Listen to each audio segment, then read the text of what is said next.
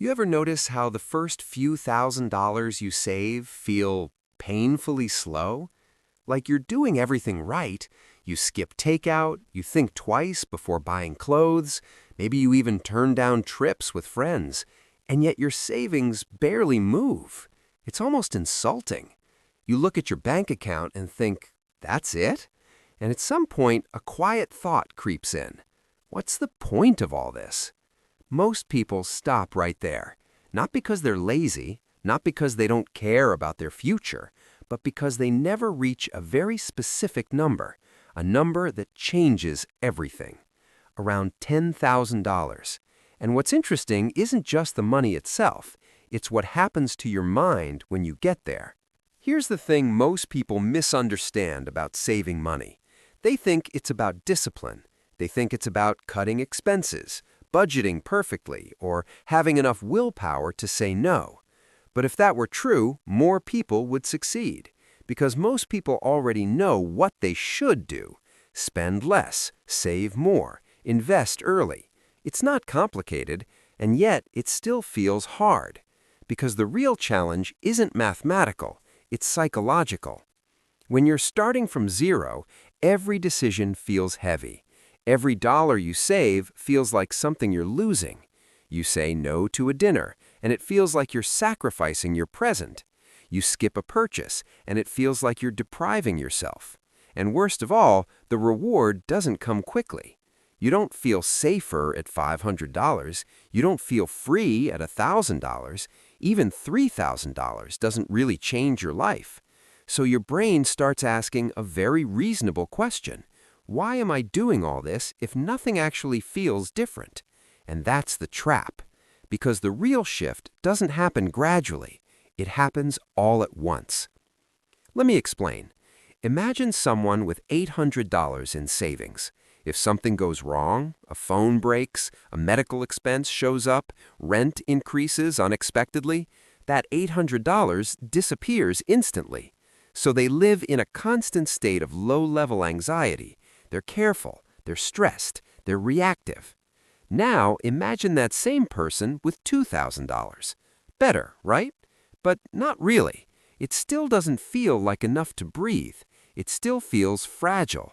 They're still one mistake away from going backwards. Now imagine $5,000. This is where things start to feel a little different. You don't panic as quickly. You might even feel a bit of confidence, but deep down you still hesitate.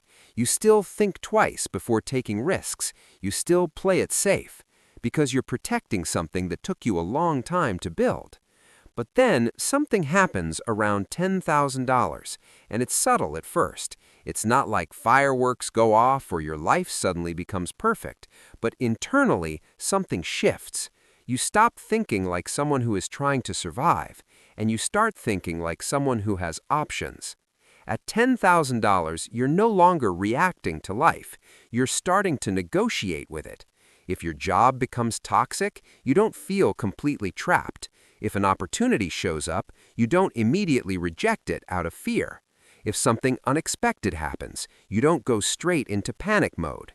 It's not about the money itself. It's about what the money represents.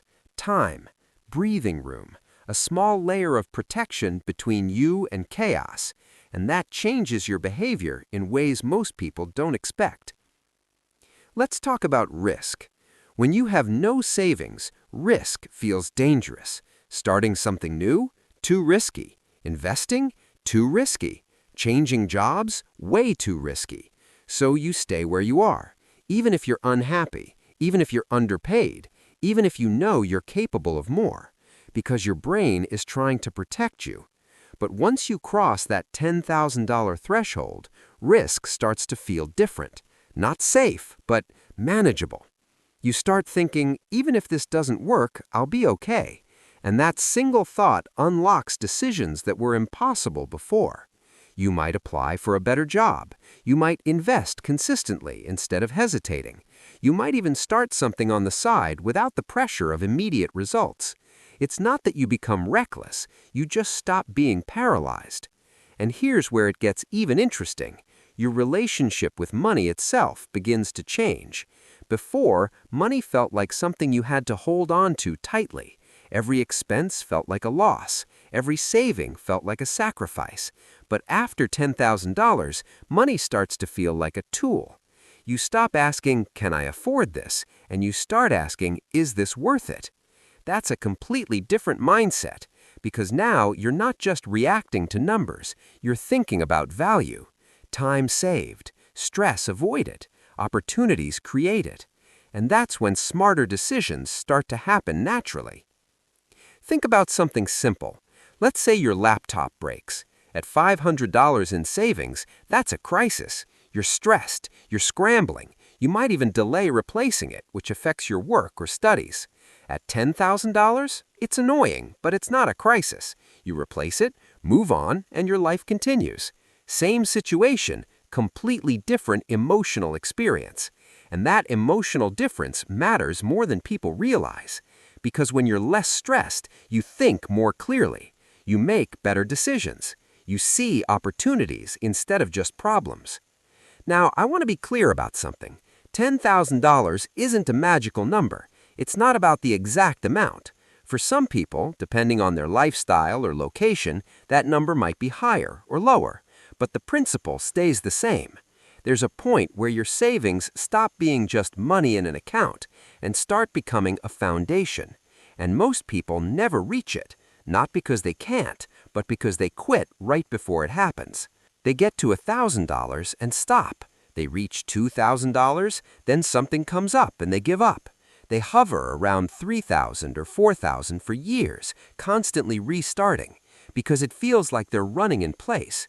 And honestly, I get it. It's frustrating to put in effort without seeing meaningful change. But what they don't realize is that they're incredibly close to the point where everything starts to feel different. And walking away at that stage is like leaving a movie right before the plot twist. So what actually helps someone get there?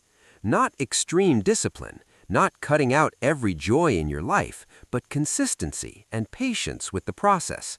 It's choosing small, repeatable actions, saving a portion of your income even when it feels insignificant, letting the account grow slowly without constantly dipping into things that aren't truly necessary, and maybe most importantly, learning to tolerate the discomfort of slow progress, because that's the hardest part.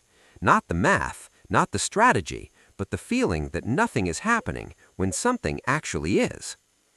There's also another layer to this, your environment. If you're surrounded by people who spend everything they earn, saving feels unnatural. If social pressure pushes you to keep up, every saved dollar feels like you're falling behind. And that makes the journey to $10,000 even harder, because now you're not just fighting your own impulses, you're going against the current. But once you reach that turning point, that pressure starts to lose its power, because you're no longer comparing lifestyles, you're building stability. And that gives you a quiet kind of confidence that doesn't need to be shown off. Now let's talk about what you actually do once you get there, because this is where people sometimes get confused. They think, okay, I hit $10,000, now what? And the answer isn't to suddenly become aggressive or take huge risks. It's to use that foundation wisely. Maybe part of it stays as an emergency buffer, something that protects you from unexpected situations. And then, gradually, you start letting your money work a little. Not in a complicated way, just small, consistent steps. Saving a portion of your income even when it feels insignificant. Investing regularly. Building additional streams of income over time. Not because you're chasing something fast, but because you finally have the stability to think long-term. And that's really the biggest shift of all. Before $10,000, you're focused on surviving the present. After it, you start thinking about the future. Not in a stressful, overwhelming way, but in a calm, intentional way. You begin to ask different questions. Where do I want to be in a few years? What kind of life am I actually trying to build? And for the first time, those questions don't feel unrealistic. They feel possible. If you're not there yet, I want you to understand something. The frustration you feel right now, it's part of the process. That feeling of slow progress, of wondering if it's worth it. Almost everyone experiences that phase. and it's usually right before things start to shift. So if you're in that stage, you're not behind, you're not failing, you're just earlier in the journey. And if you've already crossed that point, you probably know exactly what I'm talking about. That quiet sense of relief, that small but powerful change in how you think about money, not as something that controls you, but as something you can start to control. At the end of the day, this isn't really about $10,000. It's about what happens when you give yourself a margin, a little space between you and uncertainty, because that space changes how you think, changes how you decide, and slowly changes the direction of your life. So if progress feels slow right now, that's okay. If it feels like you're sacrificing without seeing results, that's okay too. Just don't stop right before the point where it starts to matter. Because sometimes the biggest shift isn't visible on the outside. It happens quietly, in the way you think, the way you feel, and the way you move through the world. And once that shift happens, you don't really go back. Just keep going, even if it feels slow, because slow progress is still progress.